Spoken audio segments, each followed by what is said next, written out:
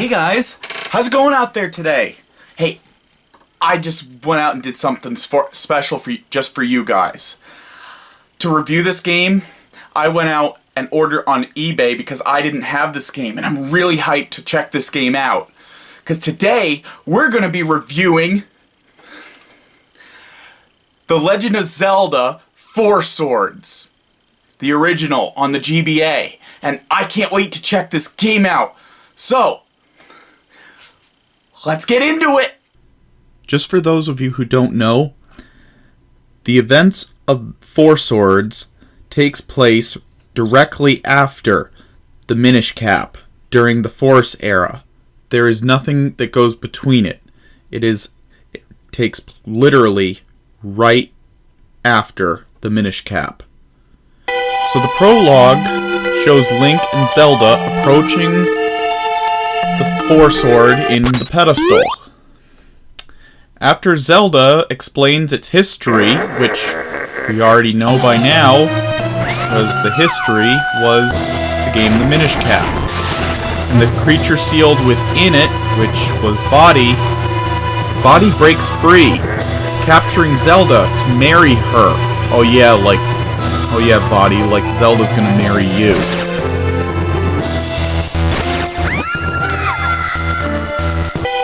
Link is encountered by 3 fairies who instruct Link to pull the 4 Sword out. Link then pulls the 4 Sword out, much like Sword in the Stone, or any other Zelda game, inadvertently creating 3 copies of himself that fight alongside him.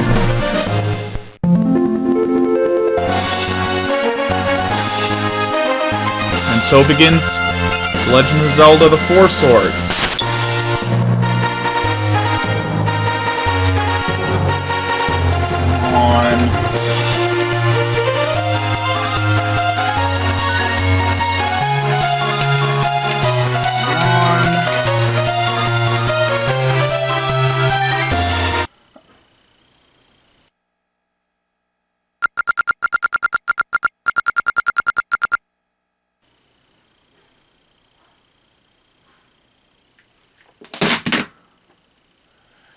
You can't play single player in this game? You need at least 2 people to play it? What kind of fucking Zelda game is that?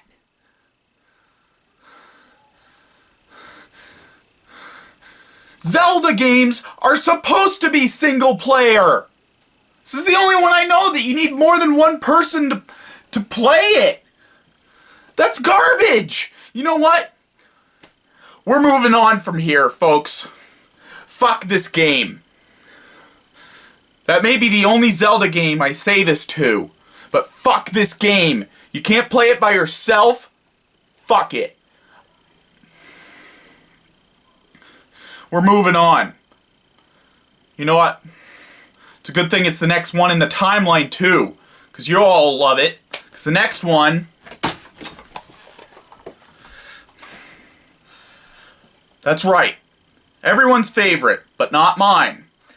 But everyone else's favorite. Legend of Zelda: Ocarina of Time. So, since we couldn't get into the last one, as I say every time, let's get into it. Forgive me if I'm a little pissed. So, like I said, Ocarina of Time is the next game in the Legend of Zelda timeline after Legend of Zelda 4 Swords. But it takes place in a whole new era of the timeline during the Hero of Time era, the child era / adult era, but we'll get into that baloney later. So, in this game, evil Ganondorf wants the Triforce, as always. And your mission is to stop him by getting all the 6 Sage medals as well as the stones that guard the entrance to the Temple of Time. And you meet a character named Sheik along the way who teaches you songs that help you out, and lo and behold, it's Zelda. Sorry, spoilers, people. But what do I think of this game? I honestly, guys, you probably are wondering, why did I say this is not my favorite? Well, to be perfectly frank, people, it's because this is everybody else's favorite, and it's not mine, because I think this is, frankly, a really hard game. But that's not the reason I mainly hate it. It's not that I hate it, I really like this game, but it's not my favorite, because there have been so many better Zelda games since. I mean, this was the first one in 3D, and so it looks very crude by today's standards. It doesn't live up well in the graphic department. It is still fun to play, but it doesn't hold up well in the graphic department. But I still do give this game a lot of credit where it's due. It is the founding father for a lot of the modern-day Zelda games, but I just feel we've gotten better, more memorable Zelda games since this game, and I feel also that, but possibly the biggest gripe I have with this game is that it is solely responsible for the baloney that happens afterwards in the Legend of Zelda timeline. Before this game, it was a very straightforward timeline.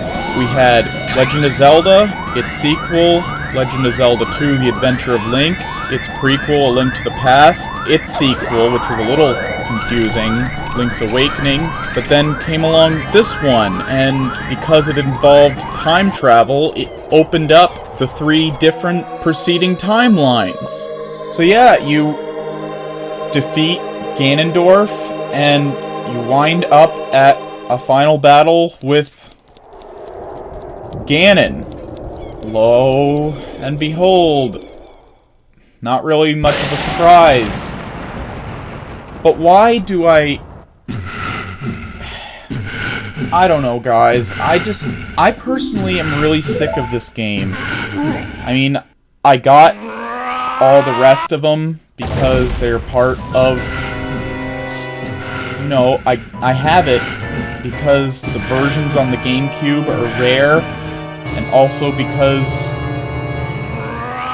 I have the gold cart because it's the rarer N64 cart, and also just so I can complete my Legend of Zelda collection. But what about Four Swords? What do I think of these games? So yeah,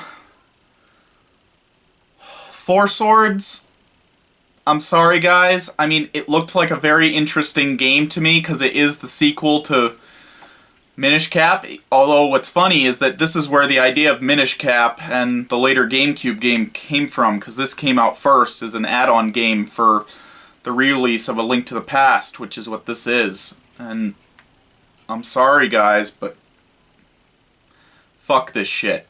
I can't play it. But as for Ocarina of Time, this would be, in my mind, one of the best Zelda games, and, I mean, yes, it is. But, I'm sorry, guys. I've been overkilled on this thing. There's so many frickin' ways to play this thing. It's available on the N64. It's available 2 different ways for the GameCube, which is the way I recorded it, because I just, you know, I hate the N64 controller.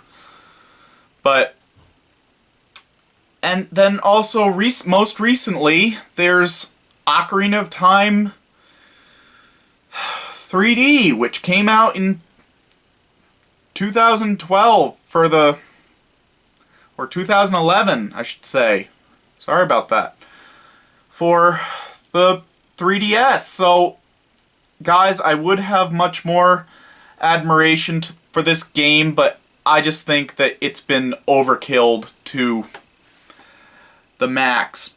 But you don't have to agree with me. That's just my honest opinion. So, hope you enjoyed this video, and please don't forget to subscribe to my channel for more content. And I'll see you guys next time. What am I gonna do next time?